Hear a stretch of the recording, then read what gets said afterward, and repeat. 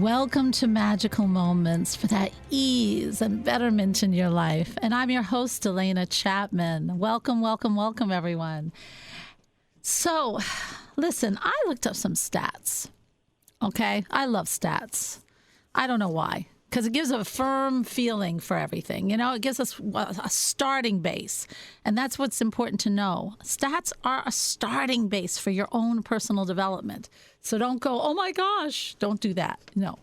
All right, the CDC, our favorite group, the CDC 2021 February says adult depression and anxiety increased 36.4% to 41.5%.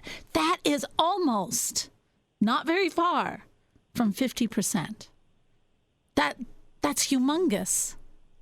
I mean, that is like more, anything that is that high is a real epidemic. And in high school, they saw the largest, this is what's scary, the largest amount of the increase happened between 18 and 29 years of age. Well, sure. What's happened this year, right? We've seen the whole world turn upside down. And what are they doing? They're coming out into the workforce. They're coming out, starting their lives. And there is nothing there. That would make anybody a little depressed. Now, Mayo says that women are twice as likely to get diagnosed with depression.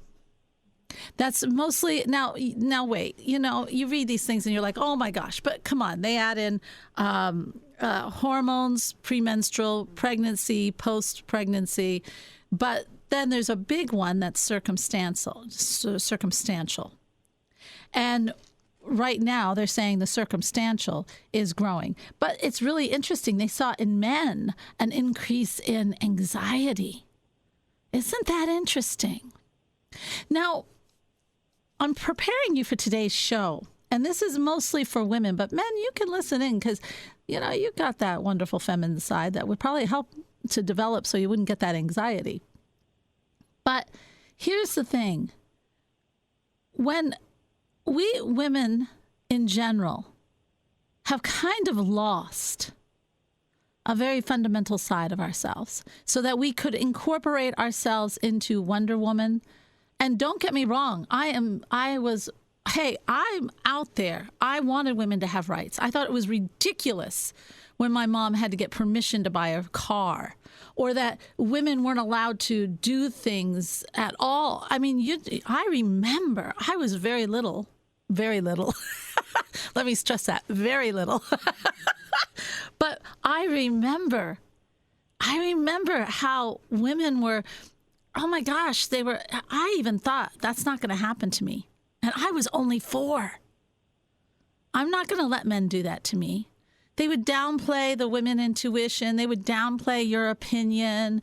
They were the good old boys. You know, there was really something going on. And women, in order to get out into the world, to be able to work, to be more like men, to get the same pay as men, but let's face it, we don't yet have that. But to really start to get into that world, we gave up a very important part of ourselves.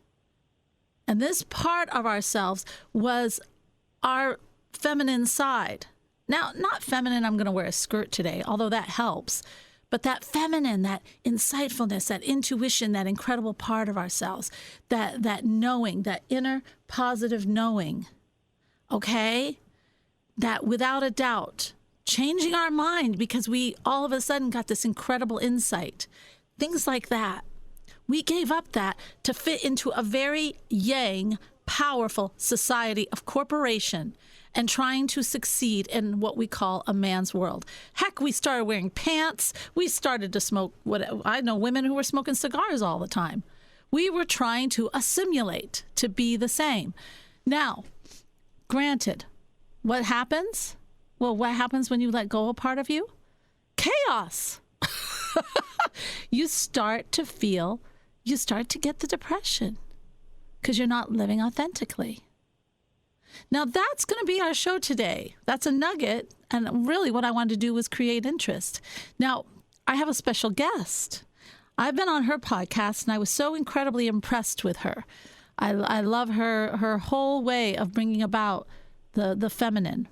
Her name is Amy Natalie, which I just love that name, is an empowerment coach and embodiment guide for conscious women, spiritual seekers, and feminine leaders. She has inspired thousands of women around the world with her work. I love that. That's what I do, all over the world. Centered on reconnecting women with their feminine energy and stepping into their feminine power. After going through a divorce at 27, overcoming clinical depression, and traveling around the world, Amy broke free from her old identity, reconnected with her feminine energy, and stepped into her feminine leadership. Now she guides other women to choose faith over fear and create life that is in alignment with their soul. I love this. Amy, welcome, welcome, welcome. Thank you so much for having me. I am so happy to have you. So, first of all, let's talk a little bit about this. And with everything that I brought in about what people are going through now, what do you think about women? And gosh, we've seen a steady incline in depression, especially with the pandemic. And women are so insightful naturally. They know that this change, this something is really wrong, and it just strikes them at the core. But of course, they don't want to register that, right? They saw wrong in the relationships at home when they were stuck at home. Who's this man? Are these the kids I'm really raising? Stuff started to happen, and instead of really starting to deal with that, we went into the struggles of just getting it through, get through it. There's just a lot of stuff that we're denying our feminine side. What are you seeing? Do you see that women are starting to wake up into this, or do you see there's still a lot out there suffering?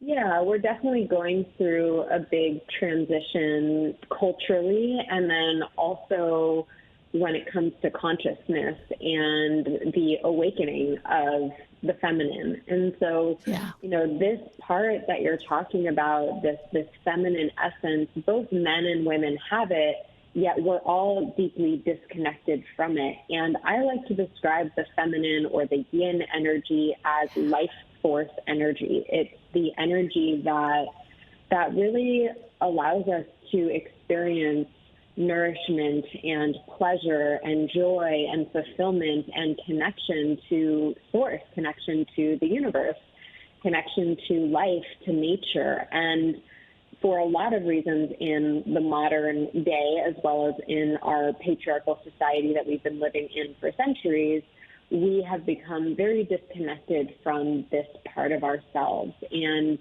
while there's definitely some physiological components of depression that are medically, sound, what I've found through my own journey and also working with a lot of women around depression and anxiety is actually that there often is a deeper disconnect. It's a spiritual disconnect that's happening, where we've completely disconnected from this core part of ourselves. And so I like to use the understanding of masculine and feminine energy to really bring women back home to their souls. And we are going through a big change right now. We call it the time of the feminine rising, where a lot of women are waking up to the understanding of, why am I so unhappy? Why do I feel so discontent?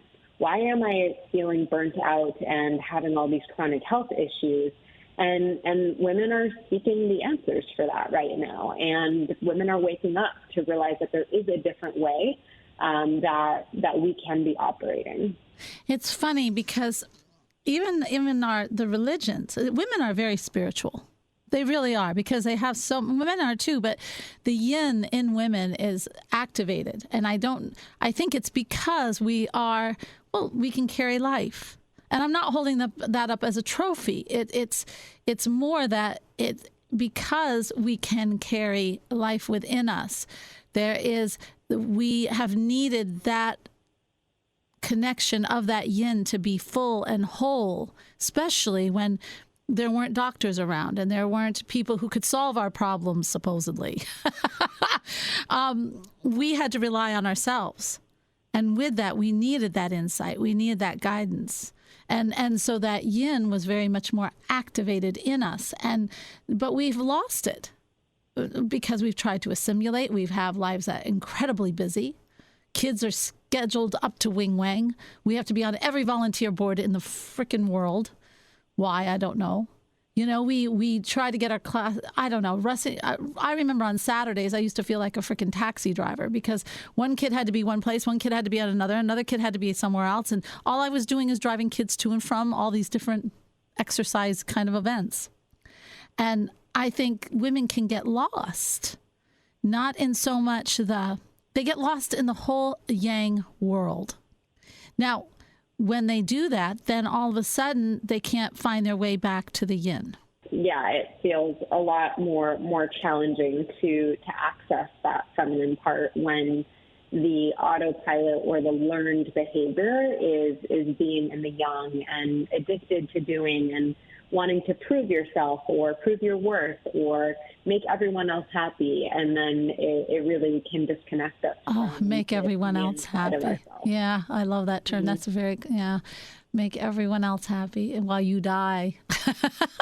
So This is the thing.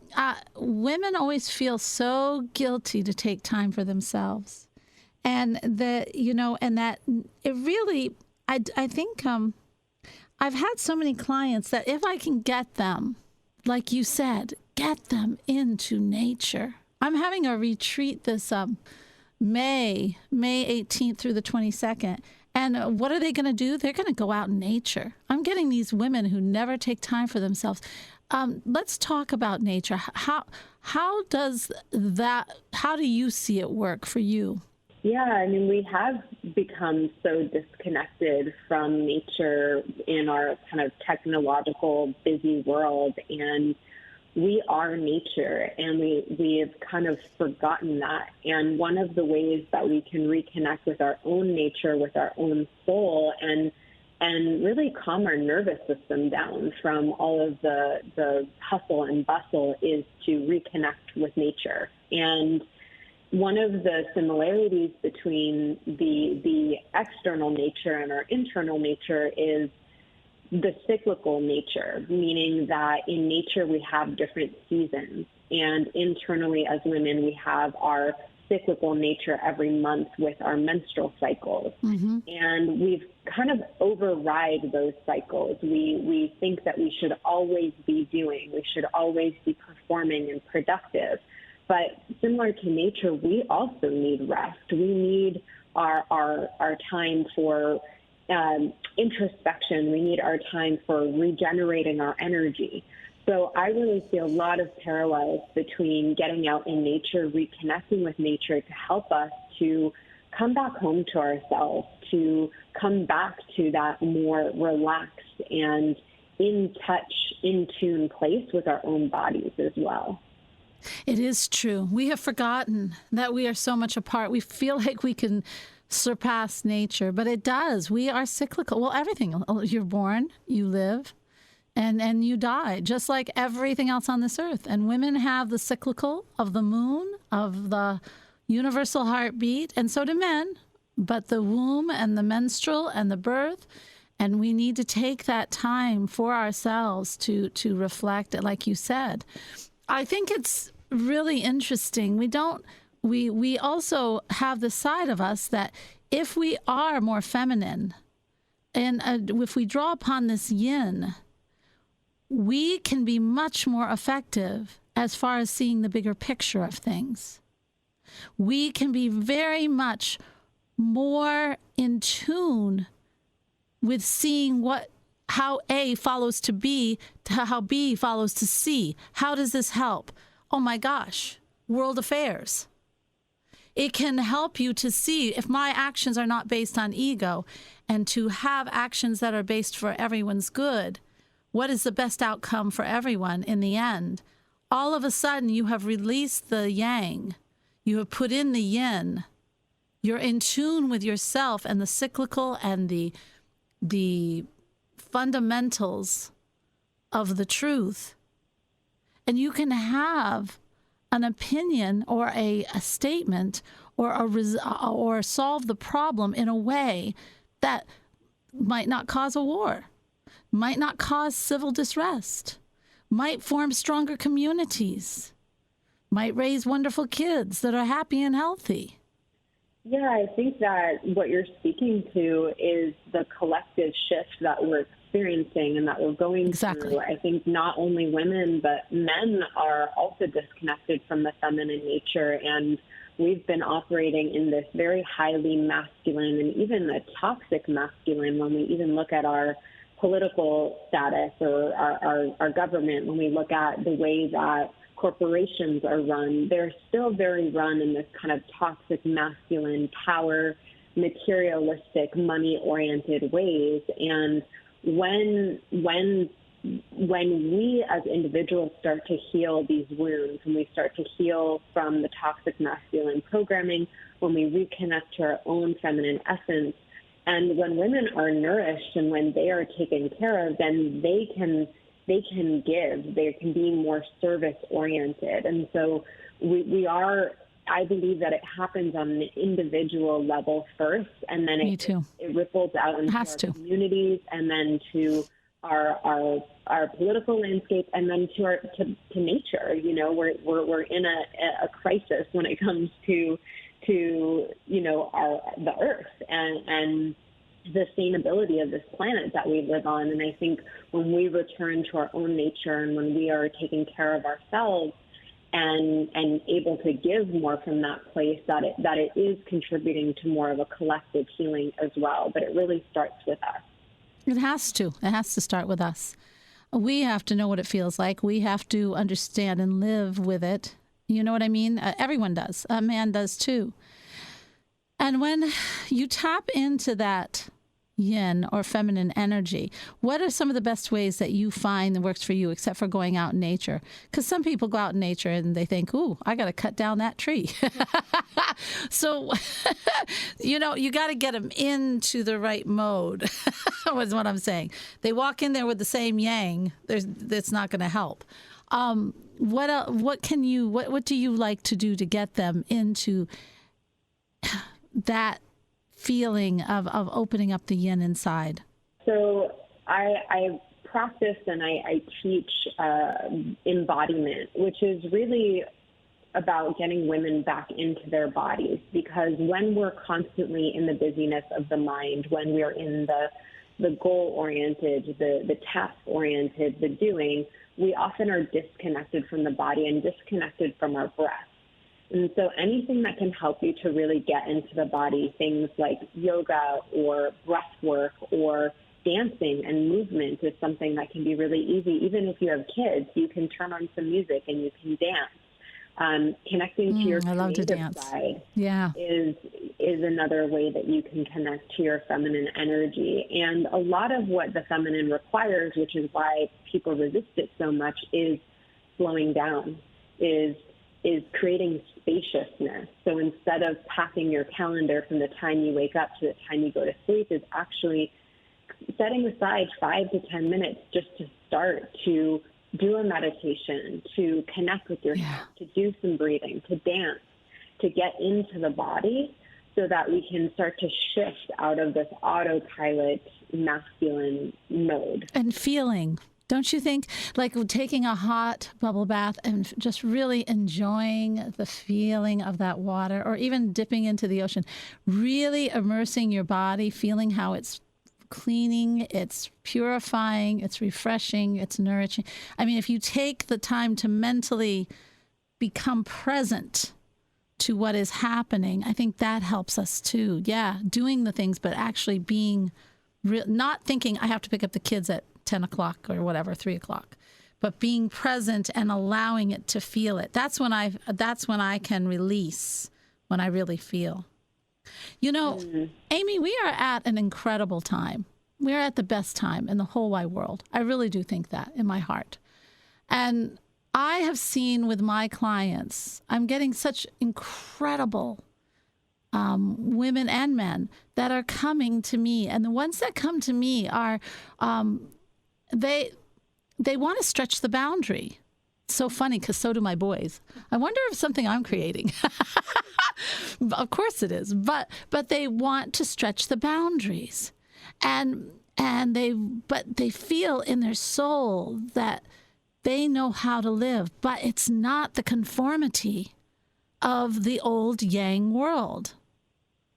And when you live more in your yin, and you need that yang, we're not discounting it. The yang is the energy of the doer.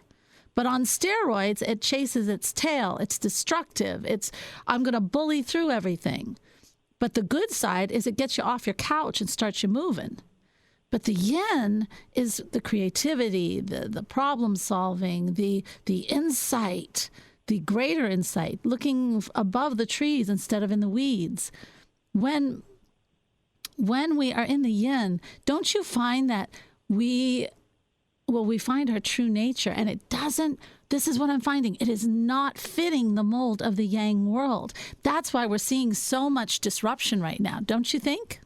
Yeah, I think that the yin, this is what we've been referring to. I think that it is so important for us to stay connected to this intuitive part, that I think that's what you're referring to here, is the soul kind of guiding us and knowing the way, but then the logic and the analytical tries to take over. Exactly. And what we're really looking is creating a life that is soul-led, that is heart-led versus ego-led, or, led by mind. And it is challenging because we're so afraid of if it's not logical and practical, and if we're not following the formula that society has laid out for us, then we're afraid that it might not work, or that it's going to fail, or something could go wrong, or we don't. And so many were hurt in the society we formed. So many were outcasts in the society we formed. So many were, totally damaged, where they couldn't function anymore. Depression really started to the full max during the Industrial Revolution, when people were forced to work, all these wonderful jobs that were so dangerous in the factories and the mines. That was the Industrial Revolution. That's when we saw all of a sudden classes became the greatest. You had the class struggle. That's when we saw people who started to have depression. And that's when we saw yang starting to take over as far as power into an incredible amount that everything had to go through. That's when Western medicine came out in full force. Nothing else could do. We really started to take all the yang in the overdoses. And I think now is the time for the yin to come back in and say, wait a minute. It's not all about money and greed. We need healthy people. We need healthy families. We need people that feel as part of Hall, don't you think? Mm-hmm. Yeah. Yeah, I think there's a huge, this is why, like you said, there's rising rates of depression and anxiety, is because we are disconnected from what matters, and we're disconnected from what being human really is. Oh, I love that. Being human, fully human, not a plastic human. Not a plastic human who does what she's told or he's told. How can people find out more about you, Amy? Yeah, so they can visit my website, which is amynatalieco.com, or you can find my podcast, which is called the Feminine Frequency Podcast. And I'm on that, guys. So take a look. And we had a really cool and interesting conversation, and it was longer. So, please look her up. And, it's fun. It was a really nice one. And then for everyone out there, it's time. It is time, whether you're a man or a woman, to say, wait a minute. My priorities might be just a little skewed here. And maybe that's why I'm suffering so. Maybe I need to stop and just breathe. Maybe I need to find out what really is in my heart. And maybe it's time for me to see that I'm part of a bigger picture. And And if you're interested and you want more, you know, the best way to get hold of me, well, you can look up Elena Chapman on YouTube. But I'll tell you what, just text right now. If you want to talk to me or you have something that is really bothering you, instead of going to the website, because we're redoing that, I would prefer if you just did the station text 46862 and just say, Elena, you know, I'm really interested in this, but I don't know how to begin. Or Elena, what kind of things do you have that can help me? And I'm right there for you.